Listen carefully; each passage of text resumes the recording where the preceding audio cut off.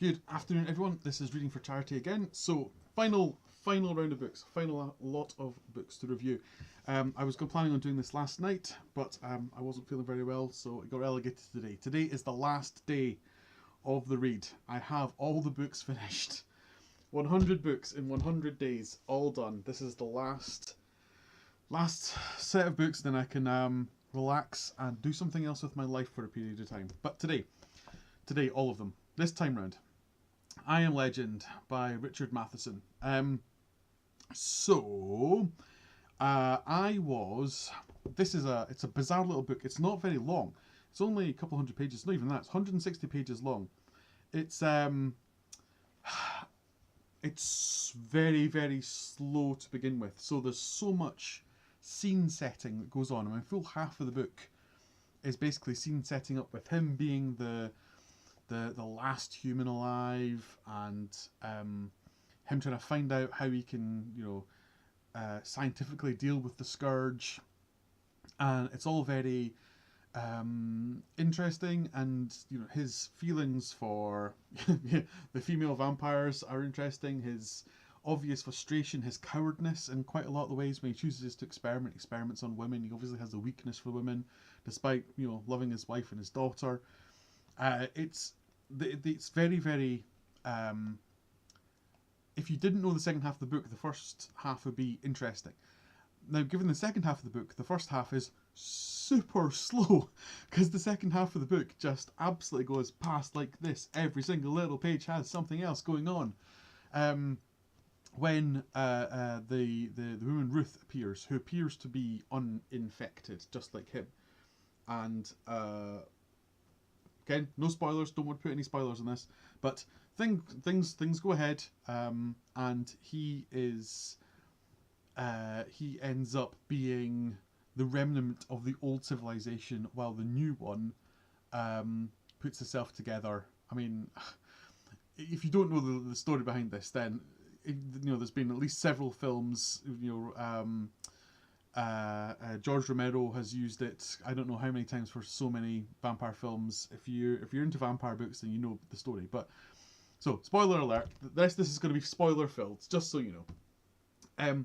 He is there's a new society being created by the infected, who are basically not feral, and he is seen as being the monster. He's the one that comes out during the day when they're all asleep, murders them all, and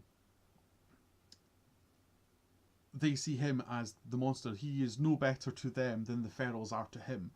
Now, this book has been absolutely examined to death. I went and had a little look because I'd heard this book was very misogynistic. That's what I'd heard about this book.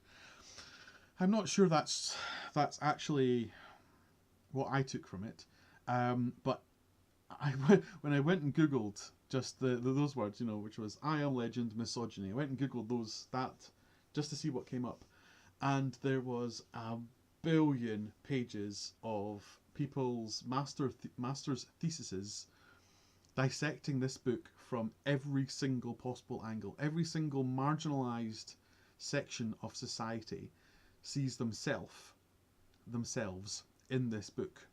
So from various elements. So some of them claim to be Robert, some of them claim to be Ruth, some of them claim to be the Ferals, but or blame other sections of society for this book. It's tremendous how so many people see so many things in this, just because of the way that it's three different power structures set up against each other. It's super interesting, actually. Just to if you're bored, go and Google some of these documents and then read it and go. You will turn anything into your own personal bugbear, and this book is so good for that. It's unreal. But yes, it's so spoiler and spoiler warning. This book it's super interesting. It's well worth the writing of it. It's the first modern vampire novel. That's pretty much what people say about it. I'm not even sure I would call it a vampire novel, other than it has people who have vampiric tendencies in it. If you play Fallout, for example. If you play the Fallout games, you'll see the story about the ghouls and the super mutants quite heavily in this book, despite the fact it's only 160 pages.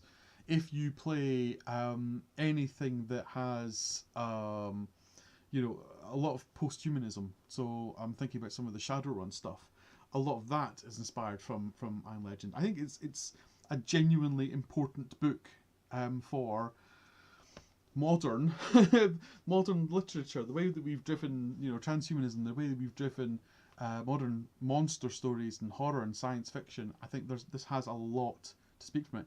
And it's 1954 this book was written. It feels far more modern than that. You could have had this book written, you know, 10 years ago, 5 years ago this year, and it would still feel very, very fresh. It's a really, really good book. I was genuinely surprised. I thought I was expecting much more classic sci-fi than this. But yes, I'm past the 5 minutes. I'm trying to keep these all to 5 minutes. So, should you read this book? Yes, definitely read this book. It's not a horror book in any way, shape, or form. It's far more classic science fiction in that it's what if this happened? What if, or what would the world look like if this thing happened? So in that case, it's much more closer to the kind of Ray Bradbury style science fiction. And I think it's all the better for that. It's not what I was expecting at all, but yes, definitely go read this book. It was excellent. Excellent, excellent, excellent. Okay, so next up will be Metamorphosis by Franz Kafka. That's going to be the next one. Okay, so until then, thank you very much for watching. Thank you very much for listening. Good afternoon. And I've broken this again.